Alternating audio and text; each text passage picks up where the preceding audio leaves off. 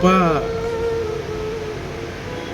ಅಂದರೆ ಈಗ ಇಂಜಿನಿಯರಿಂಗ್ ಮುಗೀತಲ್ಲ, ನಾನು ಬೆಂಗಳೂರಿಗೆ ಹೋಗ್ಬೇಕು ಅನ್ಕೊಂಡಿನಪ್ಪ. ನಾನು ಬೆಂಗಳೂರ ಅಂದರೆ ಇಲ್ಲಿ ಏನೋ ದುಡಿಯೋಕ್ಕೆ ರೊಕ್ಕನೇ ಕೊಡಲ್ಲಪ್ಪ, ದುಡಿದ್ರೂ. ಸೊ ಇಂಜಿನಿಯರಿಂಗ್ ಮಾಡಿದ್ದೀನಲ್ಲ, ಸೊ ಅದಕ್ಕೆ ನಾನು ಬೆಂಗಳೂರಿಗೆ ಹೋದರೆ ಜಾಸ್ತಿ ರೊಕ್ಕ ಬರ್ತೈತೆ. ಹಾಗೆ ನಿಮ್ಮನ್ನೆಲ್ಲ ಚೆನ್ನಾಗಿ ನೋಡ್ಕೋಬೋದು. ನಾನು ಅದೇನು ಕೆಲಸನೋ ಇಲ್ಲೇ ಮಾಡ್ಕೋಬೋದಲ್ಲಪ್ಪ. ನಾನು ಬೆಂಗಳೂರಿಗೆ ಹೋದರೆ ಜಾಸ್ತಿ ರೊಕ್ಕ ಬರ್ತೈತೆ. ಹಾಗೆ ನಿಮ್ಮನ್ನೆಲ್ಲ ಚೆನ್ನಾಗಿ ನೋಡ್ಕೋಬೋದು ನಾನು. ಸೊ ರೊಕ್ಕ ಜಾಸ್ತಿ ಬಂತಂದರೆ ನಮ್ಮ ಕಷ್ಟಗಳೆಲ್ಲ ತೀರೋಗ್ಬಿಡ್ತಾವಲ್ಲಪ್ಪ. ಅಂದರೆ ನೀನು ಹೋಗಲೇಬೇಕಾ? ನನಗೆ ಒಂದು 5,000 ರೂಪಾಯಿ ಬೇಕಾಗಿತ್ತಪ್ಪ.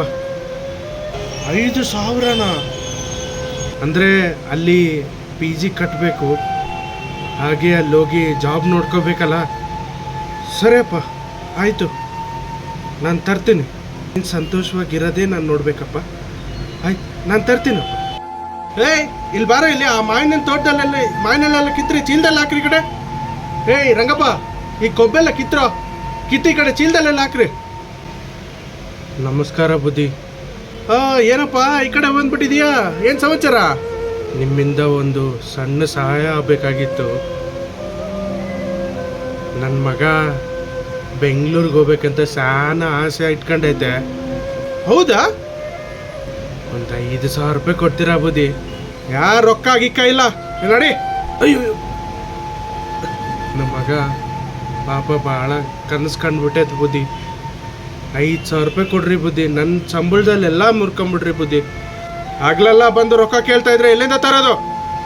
ನನ್ನ ಹೆಂಡ್ತಿ ನಾವು ಉಪವಾಸ ಇದ್ರೂ ಪರವಾಗಿಲ್ಲ, ನನ್ನ ಮಗ ಇಂಜಿನಿಯರ್ ಓದೇನ ಬುದ್ಧಿ.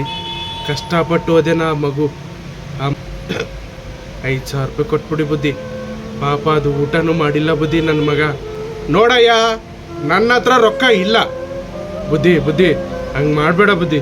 ನಿನ್ನ ಕೈ ಹಿಡಿತೀನಿ ಬುದ್ಧಿ. ನೀನು ಕೇಳಕ್ಕೆ ಹೋಗ್ಬೇಡ ನನ್ನನ್ನು. ಎಲ್ಲಿಂದ ತರಂದಿ ಪ್ರತಿ ಸಾರಿ ಕೇಳಿದ್ರೆ?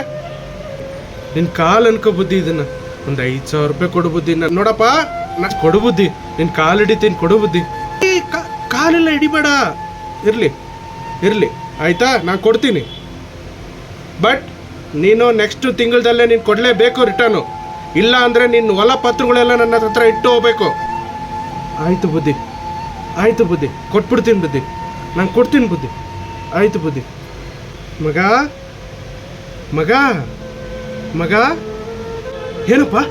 ಏನಪ್ಪ ಕರೆದೆ? ತಗೋ, ಇದು 5,000 ರೂಪಾಯಿ ಐತಿ ನೋಡು, ಹುಷಾರಾಗಿಟ್ಕೋ ಆಯಿತಾ?